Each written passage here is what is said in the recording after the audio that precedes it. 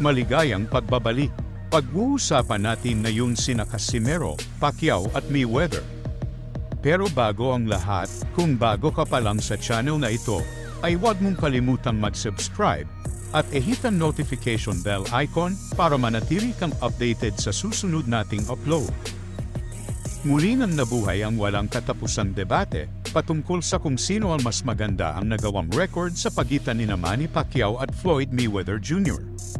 Ito'y nagugat matapos ang balitang muling magre-rematch sina Mayweather at Pacquiao dahil sa nakanselang laban ni Pacquiao kay WBA Welterweight World Champion Rolando Romero. Mainit na naman nga po ang mga fans ng magkabilang kampo dahil sa pinagtatalo ng 50-0 record ni Mayweather at 8 Division World Championship belts ni Pacquiao. Sumali na sa debate si former Trainer of the Year awardee na si Robert Garcia. Ayon kay Garcia, ay simple lang daw ang solusyon para malaman kung kaninong record ang mas mainam. Sagutin lang daw ang mga katanungan na ilan na daw bang mga fighters ang nagawang magkaroon ng 50-0 at ilan naman daw ba na mga fighters ang naging champion sa 8 dibisyon. Maliwanag daw na mas maganda ang record ni Pacquiao dahil wala pa umanong mga fighters ang nagawang maging 8 Division World Champion. Samantalang napakarami na raw ng mga boxers ang nakapagtala ng 50-0 na record. Naniniwala si Garcia na marami pang mga fighters sa kasalukuyan at sa susunod na henerasyon ang may kakayahang maging 50-0. Dahil hindi daw ito mahirap gawin, basta mamili ka lang daw ng madaling kalaban, panigurado umano na magagawa mo ang nagawa ni Mayweather.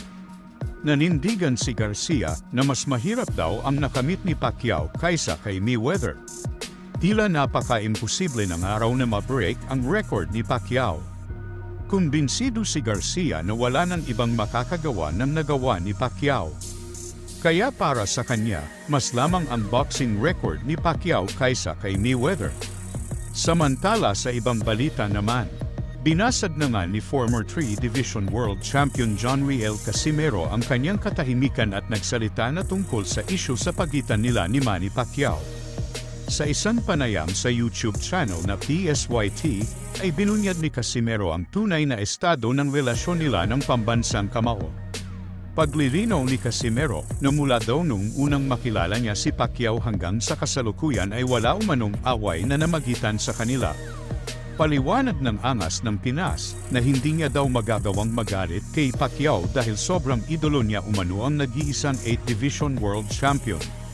Sa katunayan daw, ay si Pacquiao umano ang kanyang inspirasyon kung bakit siya nahilig sa pagboboxing. Ito rin umano ang nagsilbing motibasyon nito kung bakit umano siya nagsikap na maging world champion katulad din ng kanyang idolo.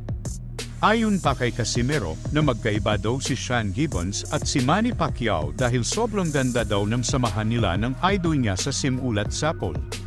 Kung inyong natatandaan, kamakailan lang nang tawagan ni Pacquiao ang dating alaga nito na si Casimero, matapos nitong manalo via 5th round knockout sa Japanese opponent na si Tomomizo Koshi.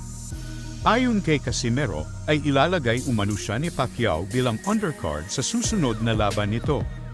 Subalit muling na-intriga si Casimero matapos i-bash ng isa sa kanyang team na si Joseph Rivera ang pambansang kamao, kung saan ayon sa staff ni Pacquiao na si Mark Lontayo o Silver Voice TV ay ikinagalit umano ni Pacquiao at naging dahilan para utusan umano ang legal team nito na kasuhan ang kampo ni Casimero.